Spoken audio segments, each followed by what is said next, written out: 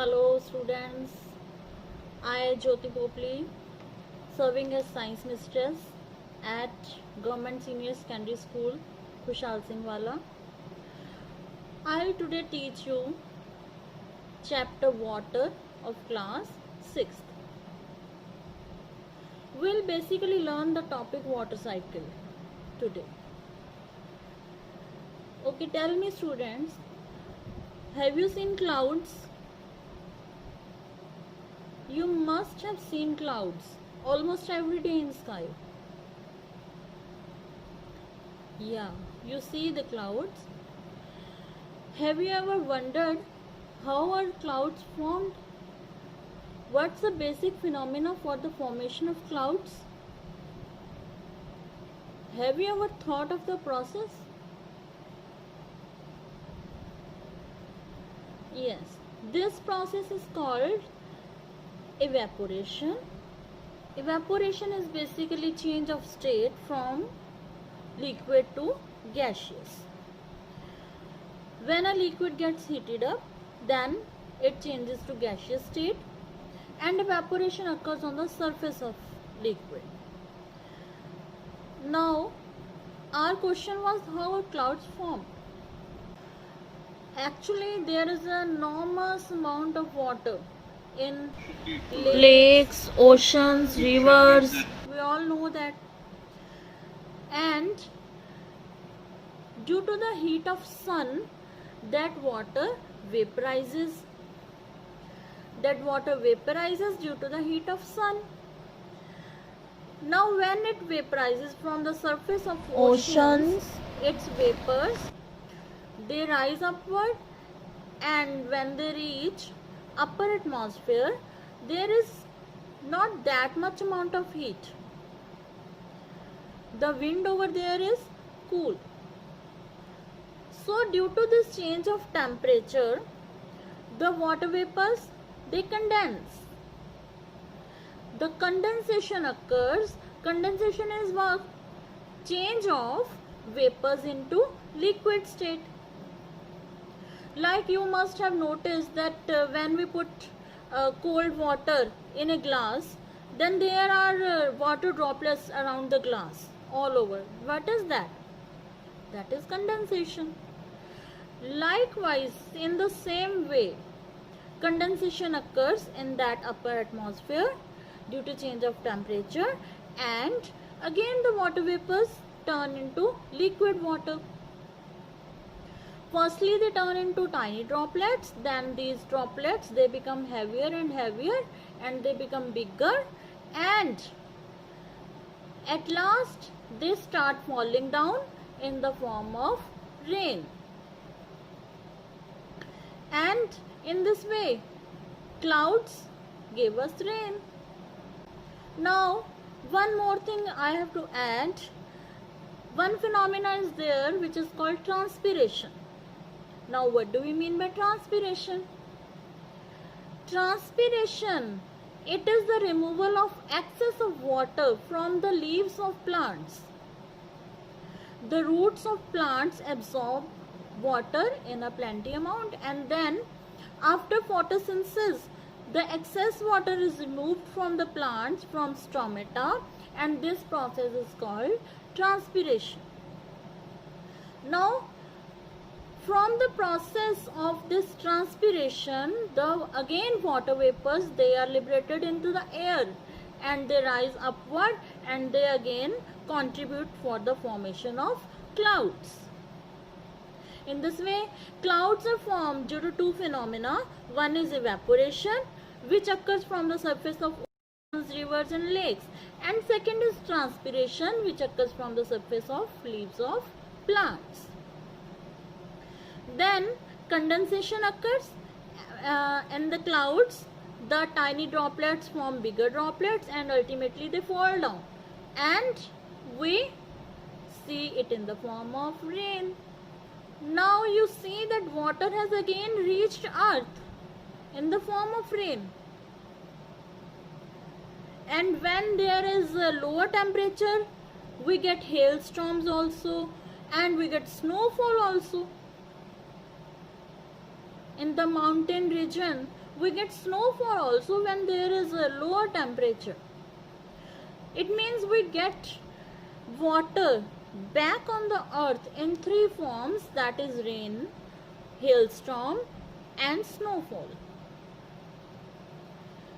Now have a quick look. Water evaporated, formed clouds, clouds gave us rain, again water reached earth, again that rainwater, it all accumulated, then again evaporation, again condensation, again rain. Now in this way a cycle keeps on going in our atmosphere, Earth's atmosphere. That cycle is called water cycle. And this water cycle is utmost important for the survival of living organisms. Otherwise, there is no life possible on earth without this water cycle. So you have learned about water cycle. Now it must be clear that how clouds are formed. Now we'll do diagram of water cycle. Okay, we'll learn how to draw its diagram. It's very easy and it's very important also. Whenever you write down the chapter in your notebooks, you have to draw this diagram. Even at the starting only, you draw this diagram, colorful diagram, and now we'll learn how to draw it. Okay? Bring your pages, pens, pencils, colors, eraser, everything, and then we'll start drawing. Okay? Now on a sheet of plain paper, we'll first draw a line, then we'll start drawing mountains. You can look in the picture. We'll start drawing mountains, then we'll draw a river flowing through the mountains.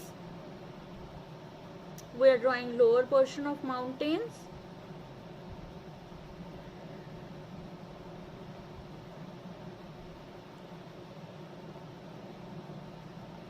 Now we'll draw trees, as there is greenery all over the mountains. So we'll draw trees, and we have to show transpiration also. You remember, we have to show transpiration also. So we are drawing trees. We are drawing a small hut on mountains, a tree over the hut. Now we'll draw sun.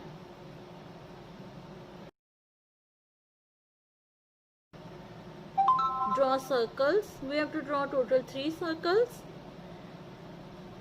Now we'll outline whatever we have drawn. We'll outline it with a black marker or a black sketch pen also you can use. Now we'll draw the rays of sun. The light which is radiated by sun will be shown by these rays. You can draw it with scale also.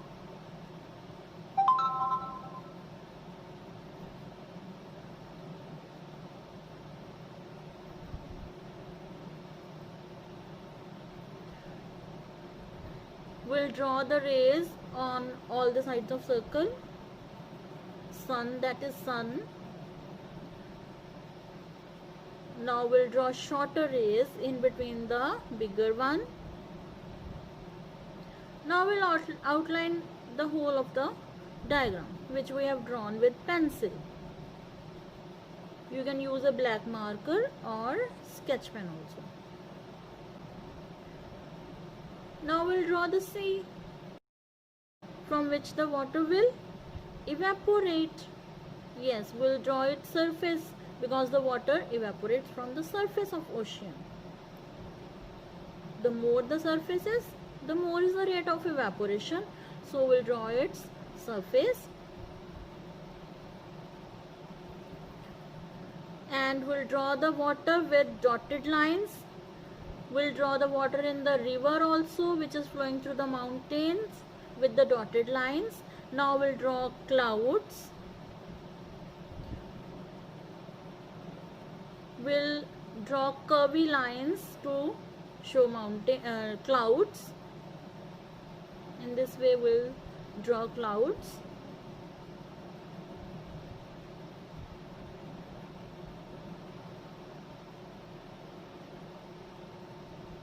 Now we'll mark arrows. Due to the heat of sun, the clouds are formed, and from the clouds there will be rain which will fall on the mountains, and the water will evaporate and rise upwards towards the sun. We'll mark these arrows. Now we're showing water, rainy water by dotted lines, and the water vapors by curvy lines which are rising upwards. Now we are showing some small plants over mountains. Now next step is to rub the pencil work.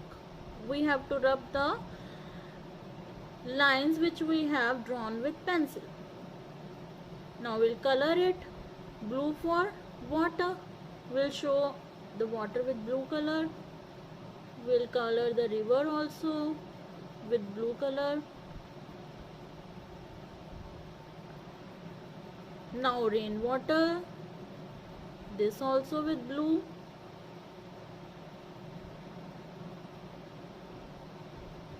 Now we'll color clouds. Then sun, orange.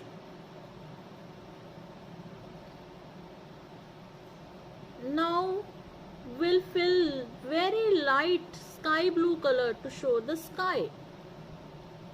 Very light. Now we'll color the rays with yellow color. The sun rays will be shown by yellow color. Now we'll fill green color over mountains. And on the tips of mountains we'll color brown. Light brown shade.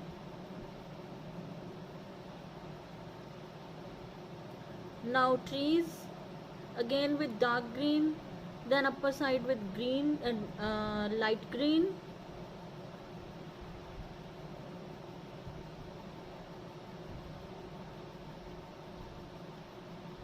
Then brown, then coloring the hut.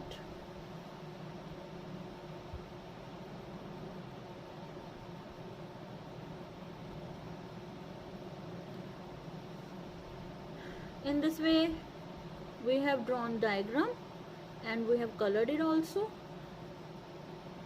What we have drawn here, can you tell me? Do you remember? Yeah, this is diagram of water cycle. Now we'll label it.